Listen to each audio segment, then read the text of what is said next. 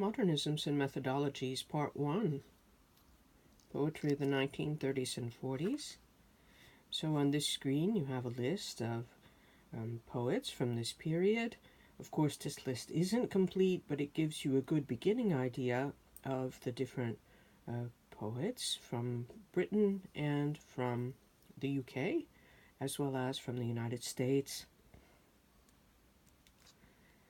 I thought it would be good to begin by looking at this fresco by Diego Rivera, Detroit Industry. This is one detail from the fresco that's housed in the courtyard of the Detroit Institute of Arts, painted on 4 walls in that courtyard. This fresco was completed in 1932 and 1933 when Diego Rivera and Frida Kahlo were in Detroit.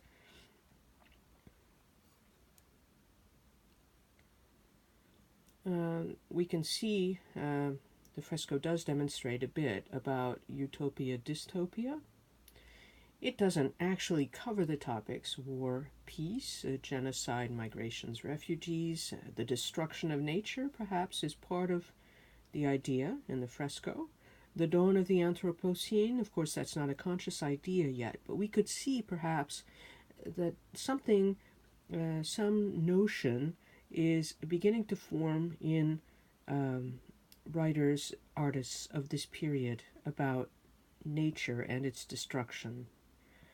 Now, you know the key events of this period, of course, beginning with the stock market crash and the Great Depression that affected the U.S., but of course there was also a lot of economic difficulty in Europe through this period. Political change, the fear, as well as an idealization of industrial society, the Munich Agreement, which did not prevent the war that began a year later, and I mention the deaths because we have to think about how this tragic event of World War II affected everything. In this section of the fresco, I was hoping you would notice the upper left-hand corner where the faces of the people working in the factory on the assembly line are green, so suggesting a toxicity of the materials they're working with. And you can bear in mind the people who built arms, the Rosie the Riveters that also were working in factories in Detroit during World War II. These people also were accumulating toxicity in their bodies, just as the earlier women, for example, of World War I, building bombs in Britain, had a nickname related to the fact that their skin turned yellow. So the writers we've already spoken about in this class, and Picasso, the artist we obviously know, were still alive, of course, during the 1930s, and contributed to literature during this time. The small presses and the little magazines still played a very important role, as this slide demonstrates, concerning the Black Sun Press and the publications it did in the 1930s. The Bridge by Hart Crane, the collected poems of James Joyce, Paul Eluard, Charles Bukowski, even through the 40s. If you're studying British poetry during this period, the term McSponday is probably already familiar to you, representing 4 poets, Louis MacNeice, Stephen Spender, W.H. Auden, C.D. Lewis. On this screen, the Auden section is a little reduced because he's coming up in more detail in the following screens. But these are important writers who took political positions in their works during the 1930s.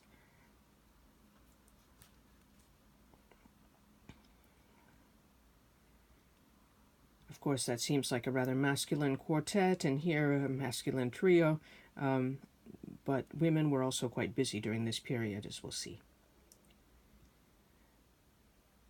Yeats, in the poetry of the 1930s, Yeats's influence was considerable for everybody that was writing poetry for the first several decades of the 20th century.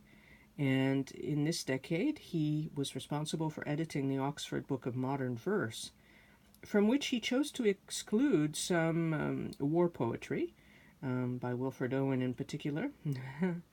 But Yeats was able to write personally about public events, and that was a difficult exercise that other poets, especially the poets of the 1930s, were very interested in. So his work was seen as exemplary concerning that ability. This is Auden. Oh, what is that sound? Now, Auden was born in York, educated in Birmingham, so central Britain. His poetic influences relate to the classics, Blake, Dickinson, Hopkins, Hardy, Frost, and then, of course, Yeats. He was friends with Stephen Spender and Christopher Isherwood through his education at Oxford. He mastered different verse forms and was quite influenced from vernacular speech, popular culture. Very interested in ideologies. Poetry was not his only investment. He also worked on plays, essays, and even wrote words for operas, that is, was a librettist. He traveled to Germany and to Iceland, resulting in letters from Iceland, and in Spain he served in the Spanish Civil War, and that resulted in the book Spain. He went to the U.S. in 1939. Some thought it was to avoid serving in the war, but in fact it was to avoid being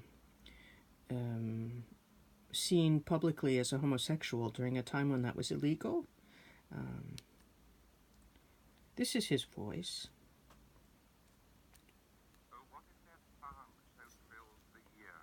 Down in the valley, drumming, drumming.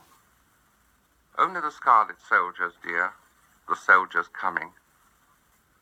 Oh, what is that light I see flashing so clear, over the distance, brightly, brightly? Only the sun on their weapons, dear, as they step lightly. Oh, what are they doing with all that gear? What are they doing this morning, this morning?